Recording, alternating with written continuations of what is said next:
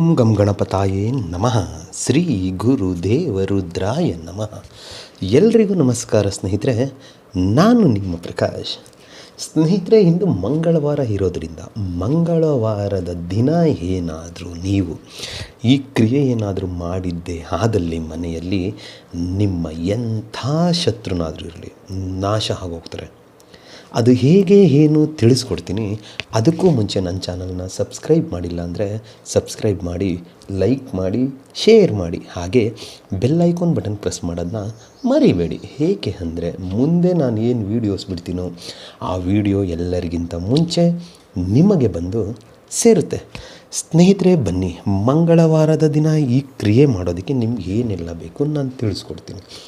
ಮೊದಲಿಗೆ 5 ಕರಿಮೆಣಸನ್ನು ತಗೊಳ್ಳಿ ಮತ್ತು 11 ಕರ್ಪೂರವನ್ನು ತೆಗೆದುಕೊಂಡು ಯಾರು ನಿಮಗೆ ಶತ್ರು ಇದ್ದಾರೋ, ಅಂದರೆ ಅಕ್ಕಪಕ್ಕ ಇರ್ಬೋದು ಅಥವಾ ಆಫೀಸ್ನಲ್ಲಿರ್ಬೋದು, ಇಲ್ಲ ನೀವು ಕೆಲಸ ಮಾಡೋ ಕೆಲಸ ಜಾಗದಲ್ಲಿರ್ಬೋದು, ಇಲ್ಲವೇ ಹಿತಶತ್ರು ಇರ್ಬೋದು, ಅಥವಾ ಸಂಬಂಧದಲ್ಲೇ ಏನಪ್ಪ ಇವರು ಇಷ್ಟು ಮುಂದುವರಿತವ್ರು, ಇವ್ರು ಹೇಗಾದರೂ ಹಾಳು ಮಾಡಬೇಕು ಅಂತ ನಿಮ್ಮ ಮನೆ ಮುಂದೆ ಅಮಾವಾಸ್ಯೆ ಹುಣ್ಣಿಮೆ ಬಂದರೆ ನಿಂಬೆಹಣ್ಣು ತಂದಾಕೋದು, ಇಲ್ಲ ಅರಿಶಿಣ ಕುಂಕುಮ ತಂದಾಕೋದು, ಅಥವಾ ನಿಮ್ಮ ಮನೆಗೆ ಅವರು ಬರಲ್ಲ ಅಂತಹವರು ಏಕಾಏಕಿ ಸಡನ್ನಾಗಿ ಅಮಾವಾಸ್ಯೆ ಹುಣ್ಣಿಮೆ ದಿನ ನಿಮ್ಮ ಮನೆಗೆ ಬಂದು ಹೋದಾಗ ಅವರು ನಿಮ್ಮ ಮನೆಯಲ್ಲಿ ಯಾರಾದರೂ ಹುಷಾರು ತಪ್ಪಿ ಬೀಳೋದು, ಇಲ್ಲ ಸಣ್ಣ ಪುಟ್ಟ ಆಕ್ಸಿಡೆಂಟ್ ಆಗೋದು, ಈ ಥರ ಯಾರಾದರೂ ಮಾಡ್ತಾ ಇದ್ದರೆ ಅಂಥವ್ರನ್ನ ಮಟ್ಟ ಹಾಕೋದು ಯಾಕಪ್ಪ, ನಾವೆಲ್ಲ ದೇವ್ರಿಗೂ ಪೂಜೆ ಮಾಡ್ತೀವಿ, ಪ್ರತಿಯೊಂದು ಮಾಡ್ತೀವಿ, ಆದರೂ ನಮಗೆ ಯಾಕೆ ಈ ತೊಂದರೆ ಅಂತ ಏನಾದರೂ ನೀವು ಆ ಕಷ್ಟಗಳನ್ನು ಅನುಭವಿಸ್ತಾ ಇದ್ದರೆ ಈ ಕ್ರಿಯೆಯನ್ನು ಮಾಡಿ. ನಿಮ್ಮ ಶತ್ರು ಅನ್ನೋರೇ ಇರಲ್ಲ, ಅವ್ರು ಎಂಥವರೇ ಆಗಲಿ. ನೀವು ಹೇಳ್ಬೋದು, ಇಲ್ಲ ಅವರು ವಾರ ದೇವಸ್ಥಾನಕ್ಕೆ ಹೋಗ್ತಾರೆ, ಅಮಾವಾಸ್ಯೆ ಹುಣ್ಣಿಮೆ ಬಂದರೆ ಏನಾದರೂ ಮಾಡಿಸ್ಕೊಂಡು ಬರ್ತಾರೆ, ಅಂಥವ್ರಿಗೆ ಇದೆಲ್ಲ ಹರಿಯುತ್ತಾ, ಈ ಕೆಲಸ ಆಗುತ್ತಾ, ಅವ್ರ ಮೇಲೆ ಪ್ರಭಾವ ಬೀರುತ್ತಾ ಅಂತ ನೀವು ಕೇಳ್ಬೋದು. ಖಂಡಿತ ಪ್ರಭಾವ ಬೀರುತ್ತೆ. ಯಾವ ವ್ಯಕ್ತಿಗೆ ದೈವ ಬಲ ಅಂತ ಅನ್ನೋದು ಇರಲ್ವೋ ಆ ವ್ಯಕ್ತಿಗೆ ಇದು ಖಂಡಿತ ಪರಿಣಾಮ ಬಿದ್ದೇ ಬೀರುತ್ತೆ. 1 ಸಾರಿ ಮಾಡಿ, 2 ಸಾರಿ ಮಾಡಿ, 3 ಸಾರಿ ಮಾಡಿ, ಖಂಡಿತ ಈ ಕ್ರಿಯೆ ಸಕ್ಸಸ್ ಆಗುತ್ತೆ. ಹೇಗೆ ಗೊತ್ತಾ, ಈಗ ಒಂದು ಮಾವಿನಕಾಯಿನ ನಾವು ಮರದಿಂದ ಬೀಳಿಸ್ಬೇಕು ಅಂದರೆ 10 ಕಲ್ಲನ್ನು ಹೊಡಿತೀವಿ. 10 ಕಲ್ಲು ಹೊಡೆದ್ರೆ ಒಂದು ಮಾವಿನಕಾಯಿ ಬೀಳುತ್ತೆ. ಒಂದು ಕಲ್ಲನ್ನು ತೆಗೆದು ಹೊಡೆದ್ಬಿಟ್ಟು ಬಿದ್ದಿಲ್ಲಲ್ಲಪ್ಪ, ನಮ್ಗೆ ಬೀಳಲ್ಲಪ್ಪ, ನಮ್ಮ ಹಣೆ ಬರ ಸರಿ ಇಲ್ಲಪ್ಪ ಅನ್ನೋದು ತಪ್ಪು. ಮರಳಿ ಯತ್ನವ ಮಾಡು, ಆಯಿತಾ? ಈ ಕ್ರಿಯೆನ ಮಾಡಿ, ಖಂಡಿತ ಒಳ್ಳೆಯದಾಗುತ್ತೆ. ಏನು ಮಾಡಬೇಕು?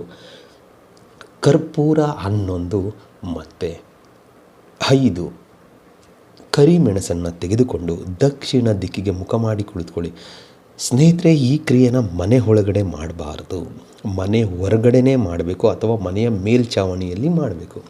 ನಿಮ್ಮ ಬಲಗೈಯಲ್ಲಿ ಹಿಡಿದುಕೊಂಡು ಇವಾಗ ಒಂದು ಮಂತ್ರ ಕೊಡ್ತೀನಿ, ಅಲ್ಲಿ ಅಮುಕಿ ಅನ್ನೋ ಜಾಗದಲ್ಲಿ ನಿಮ್ಮ ಶತ್ರುವಿನ ಹೆಸರನ್ನು ಸೇರಿಸಿಕೊಳ್ತಾ 108 ಸಾರಿ ಮಂತ್ರ ಪಠನೆ ಮಾಡಿ.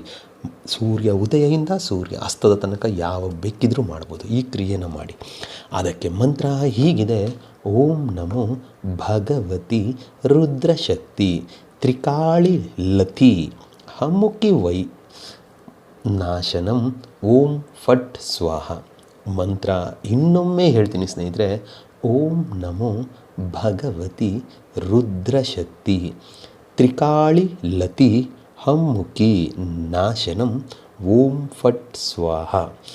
ಈ ಕ್ರಿಯೆನ ಮಂತ್ರ ಪಠನೆ ಎಲ್ಲ ಮುಗಿದ ಮೇಲೆ ಆ 11 ಕರ್ಪೂರದ ಸಹಾಯದಿಂದ ಆ 5 ಕರಿಮೆಣಸನ್ನು ಸುಟ್ಟು ಬಿಡಿ ಸಾಕು. ಏನದು ಸುಟ್ಟಿ ಕರಕಲಾಗ್ತಾ ಹೋಗುತ್ತೋ ಆ ರೀತಿ ಅವ್ರ ಜೀವನ ಪೂರ್ತಿ ನಾಶ ಆಗ್ತಾ ಹೋಗುತ್ತೆ. ಇದರಲ್ಲಿ ಯಾವುದೇ ರೀತಿ ಸಂಶಯ ಬೇಡ.